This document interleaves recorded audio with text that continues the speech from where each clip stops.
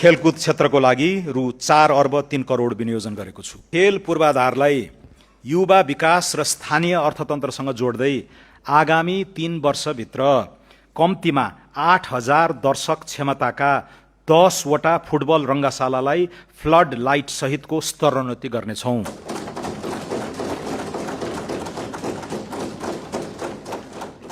प्रमुख 8 शहरमा 5 वर्षभित्र आधुनिक क्रिकेट रङ्गशाला निर्माण गर्नेछौँ।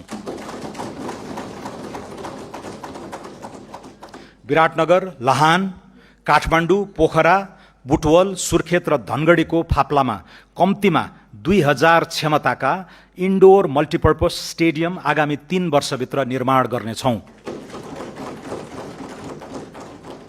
मूलपानी क्रिकेट रङ्गशाला तथा एकाडेमी, गिरिजा प्रसाद कोइराला क्रिकेट रङ्गशाला र कैलालीको फाप्ला क्रिकेट रङ्गशाला निर्माणका लागि डिजाइन पुनरावलोकन गरी लगानी मोडालिटी तयार गर्नेछौँ।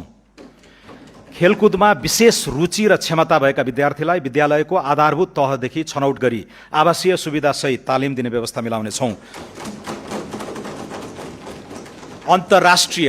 अन्तर्राष्ट्रिय पदक जित्ने खेलाडीलाई अवकाशपछि सम्मानजनक जीवन जिउन सक्ने गरी आजीवन निशुल्क स्वास्थ्य उपचारको व्यवस्था गर्नेछौँ।